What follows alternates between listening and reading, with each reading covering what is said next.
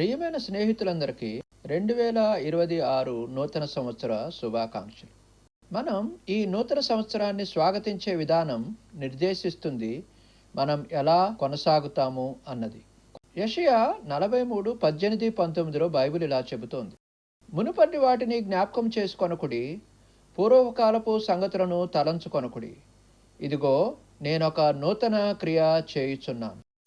మునుపటి వాటిని విడిచిపెట్టి తాను సిద్ధం చేస్తున్న నూతన క్రియలోనికి అడుగు పెట్టమని దేవుడు మనల్ని ఆహ్వానిస్తున్నాడు. పాత విషయాలను పట్టుకొని కొత్త విషయాలను మనం ఆస్వాదించలేము. గతంలో జరిగిన పొరపాట్లు, కష్టాలు, నిరాశలు లేదా అపజయం మీ సామర్థ్యాన్ని తగ్గిస్తాయి మరియు గమ్యం చేరకుండా అడ్డుకుంటాయి.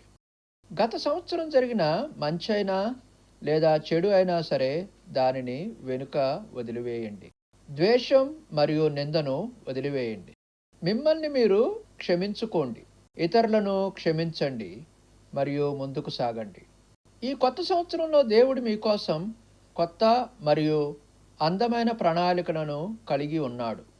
తరచుగా మనం ఆయన నూతన కార్యములను గుర్తించడంలో విఫలమవుతాము, ఎందుకంటే అది పాతదిలా కనిపించాలని మనము ఆశిస్తాము.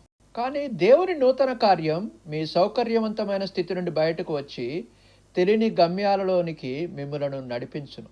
విశ్వాసంతో అడుగు ముందుకు వేయడానికి సిద్ధంగా ఉండండి. నూతన కార్యము అనిశ్చితంగా అనిపించినప్పటికీ, మార్గం భిన్నంగా కనిపించినప్పటికీ నూతన కార్యములకు భయపడకండి, ధైర్యంగా వాటిని స్వీకరించండి.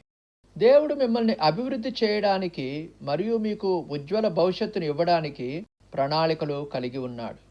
కాబట్టి యేసుపై నమ్మకం ఉంచండి మరియు ఆశ, విశ్వాసం మరియు నిరీక్షణతో 2026లోకి అడుగుపెట్టండి. రాబోయే సంవత్సరం ఆశీర్వాదకరమైన మరియు విజయవంతమైనదిగా ఉండునుగాక.